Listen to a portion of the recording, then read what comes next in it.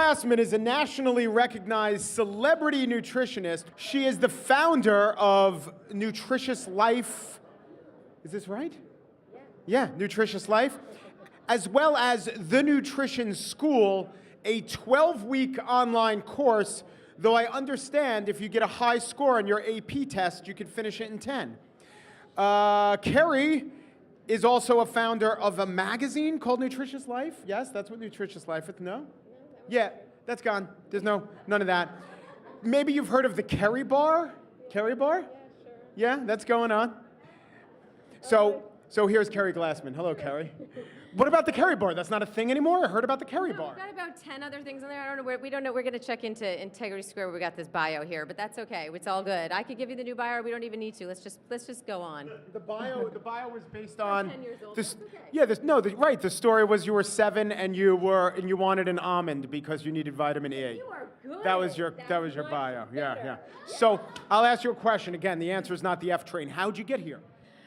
Okay, well, it goes back to, that's good, but I think I was about 12, 7th grade science class, but you did your homework. I like that. So actually, yeah, that is actually a true story. I was, oh God, it's actually a long story, but I'll go back to that since you brought that up. So I was an athlete growing up, always, played, I was super tomboy, always played a million sports, and when my friends actually to this day make fun of me that they remember 7th grade science class, me saying, I need to eat some almonds. My body must be craving, I must need vitamin E. I'm craving almonds. And they were like, what is wrong with you? And I was a total nerd. I was a total studier, but I don't think I had any idea what I was talking about. I clearly just read it in a magazine somewhere and was interested in it. But I always say it goes back that far, that I was always really interested in the body and how you fueled the body. And anyway, fast forward to college. I played 2 sports in college. I gained that freshman 15, but I had this struggle of, I want to look good in my skinny jeans on Saturday night, but I need to fuel myself. I can't drink Diet Coke and do drugs. That's just not my thing. It never was my thing. It's never going to be my thing. I just didn't want to do that. So I became much more interested. I was at Tufts, actually, which has obviously an unbelievable nutrition school. Yes. I didn't... Ironic, given their name is the Jumbos. Exactly. Good. I like that you know that, too. Anyway, I was a jumbo. I was a 2-sport jumbo, but... I actually did not take nutrition there because I didn't think of myself, I was a political science and a philosophy major, and I didn't think of myself as a nutrition person. I'm like, to satisfy my science credit, I can't take something I'm going to get like a C in. I'm going to do terrible in that. So I actually never took it. So I always tell my kids, never label yourself this type of a student. You never know. Fast forward, I got an A+ in organic chemistry when I went back to school. So anyway, didn't do that there. Went to work at Sports Illustrated, my first job out of college. And we used to get, back in the day, we used to get all the magazines for free. And I would read Health Magazine like crazy instead of doing my work. And I was like, I really gotta maybe I should do this. Maybe I should actually do this for a living. So went back to school, got my master's in clinical nutrition, became a registered dietitian, and then started, I'm gonna fast forward a little bit, started a practice. But that actually, when I started my practice, it does relate to where I am now. Aside from, I worked for Women's Health Magazine for years. I'm a Today Show tastemaker. I've written 4 books.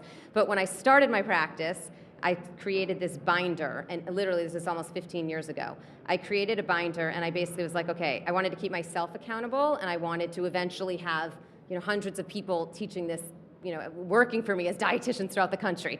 So in this binder, it was like, this is what I'll do on session 1 and session 2, and my philosophy on fats, carbs, and protein, and my philosophy of how sleep and stress connect to food, and blah, blah, blah, blah, blah. Anyway, fast forward about, I had this dream that I would take this binder and literally license it or open up locations throughout the country or whatever. Anyway, wrote some books, had some kids, did a bunch of things. It took a while to get to the point of doing it. But 3 years ago, I took that binder and created the 12-week program, which you did get right in that bio. So there seems to be a through line. There are a lot of people who claim to be nutritionists or who are indeed certified. But it seems to be a through line of your professional life is teaching nutrition two nutritionists trying to be an uber nutritionist. Now, is this part of, did you just see a niche? Hey, someone needs to do this? Or did you really want to reform the industry? Like, what was driving you? I can't believe there are all these people out there who might be good intentioned. They just have what I know to be the wrong idea. Or maybe it's a third thing, like you didn't like how you were educated. No, I think it's a combination of things. I think one, when I started my practice, I just thought big because that's the only way I know how to think. I wasn't like, I'm just gonna have a practice and just see people a couple days a week and do that. I was like, I wanna have a practice and then have people doing this, working for me all throughout the country. That was just sort of, I guess, the entrepreneur in me. And then the other part of it was when I started actually seeing people, and working as a dietitian, I was like, we don't learn any of this in school. We don't learn any business, and we don't even learn any practical application. We learn a whole lot of science about protein, carbs, fats, and neurotransmitters, and all these things, but we don't learn how to apply it, and we don't learn the business side of it. So I was like, who can help me with this? And I had to figure out a lot of things on my own. So it reminds me of, the field of economics. They have great ideas, and then actual people screw everything up.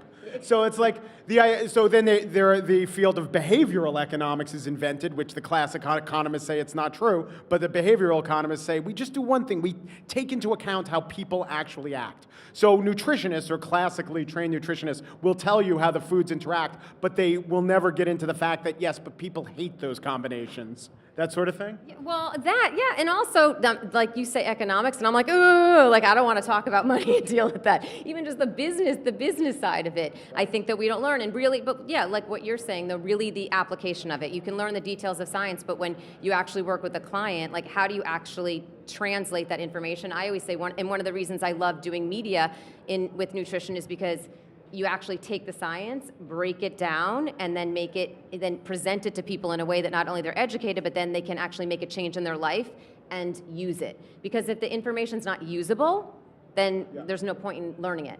So it also seems to me that you have two client bases or potential client bases. People who come to you, people who know they're interested, and you work with them. But then why you go on the Today Show is people who may not even know that they want this. You have to reach out and sort of tell people who might be totally ignorant about the field that nutrition could do something for them. Are those two different kinds of client bases very different? Well, yeah, but I have to say, nutrition, I can't go anywhere with somebody not asking me a question. Like, someone asks me a question wherever I go, right? Talk about an economist. If you see an economist at a party, you're not going to ask, I'm not going to ask a question. I'm like, I don't want to talk to you. Guys are being deluged with questions about the Laffer curve. But everybody asks me a question. It's not because I'm so interesting. It's because I'm a dietitian and people want to know, I just started this diet, or I have to lose pounds, or my GI just told me I'm constipated, or whatever it is.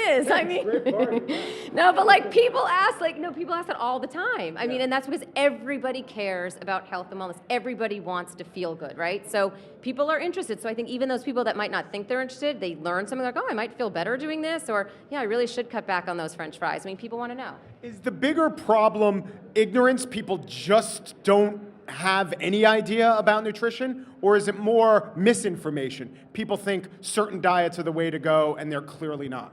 Yeah, I think it's kind of a combination. I think that there's so much information out there that people are confused. I think really that's probably the biggest problem. There's just so much information out there. People are confused. And then also, people always say to me, this study came out. It's so hypocritical. Now people are saying this. And what I always tell people is it's not hypocritical. Nutrition is a very young science. It's only been around for about 100 years. And it's a science. There's always research going on. We're going to learn something new tomorrow. So generally, I always say you have to take the old research into consideration with the new research, make sure that it's all good research, and then make sure it makes sense for you. If something comes out saying, saying how, whatever, wine is good for you, and you don't drink, that doesn't mean you should start drinking. That doesn't make sense. That doesn't mean that research is bad.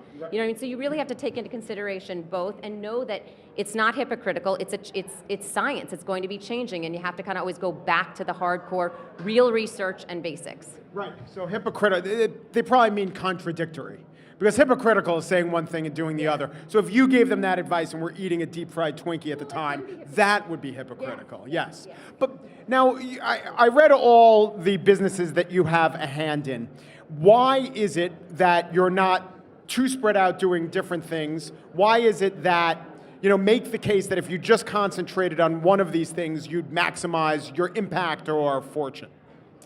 Well, I think most entrepreneurs are doing a lot of different things. I think that's kind of how it goes. And also when I started my practice, you can reach X amount of people seeing people one-on-one. When I write books, I reach a whole different group of people. When I'm on TV, I reach a whole other group of people. So I always said my number one goal is always reach as many people as possible and raise their nutrition as high as possible. So for you, it's different than it would be for me, right? Yeah. So that's always been the goal. And I also think, as you grow and you have great partners and you have great people you're working with, you're able to focus on what you're good at, and then people that work with you, are able to focus on what they're good at and help you grow. So right now, actually, I am doing a lot of different things, but I actually feel probably more focused on doing like what I'm good at than I ever have probably before. All right, we're going to do a lightning round here. Oh no. Here we go. No one else got a lightning round. I know, but I just have so many questions. I wanted to talk to Tony about ab exercises, obliques every day or what, but I didn't have time for it. Gluten-free foods for people without celiac disease, is that bullshit? I am not gluten-free, and I eat probably 95% gluten-free. So if you're eating a lot of gluten, you've got a shit diet. So really, it should be gluten-free, but not because you have to be gluten-free. Diet for blood types, is that bullshit? I don't think you have to know your blood type, but if you have really learned to listen to your body and you know what you're sensitive to and you're not sensitive to, you should be able to really be figuring it out without necessarily having to do that. Not eating past 9 p.m., is that bullshit? It depends upon the time of day that you get up, when you start eating, and when you're going to bed. If you're eating and it's a third meal and a second meal and you're just eating while you're watching Netflix, that's a bad diet. All right, and 1 glass of wine a day, is that bullshit? That can be perfectly fine if it doesn't cause you to then, have a bottle of wine a night. Right, but is it better than not having the glass of wine a day? Depends on the person, because if it disrupts your sleep, I'd say no. And if it causes you to eat more, I'd say no. But if you can maintain it with a beautiful, healthy diet, go for it. All right, this is my last question. Oh no. So I think that, I was talking to Pete and he made a good point. Why is it that, you do all these other wellness things and nutrition is considered like a byproduct? Or you go to a gym and maybe your trainer will say, oh yeah, eat salmon, but it's not really baked into the rest of the overall healthy lifestyle. It seems a little off to the side. How integrated do you see nutrition becoming to everything else we're talking about? Well, to me, I always say nutrition is 90% of what you need to be doing. And I always talk about sleep and stress and exercise and fluid intake and all of these other factors. But nutrition, is really, I always say when it comes down to even exercise and diet, which again, there's all these other factors, but if you're looking at just exercise and diet, 90%, you're going to be 90% better and healthier. You're going to be better if you're focusing 90% on nutrition, 10% on exercise. And I love exercising. We should all be doing it every day for a vast array of reasons. But when it really comes down to like your weight and your health, 90% of it's going to be nutrition. I think it's just that it's not necessarily. I think that just is integrated. Maybe this is I talk about it and do it every day, but people eat every single day. It is just as much. It's just not something we talk about. Like people go to the gym, they do that. I just don't think I don't know. I think it's as integrated. That's why I don't know. I don't know what I'm not with you with it not being as integrated. Okay. Well then let's end on a more tangible question. People talk about food all day long. I know. So this is really my last question. Organic bananas. They're in the peel. How could the pesticide get on them? Are they bullshit? Don't waste your money on organic bananas. There you have it.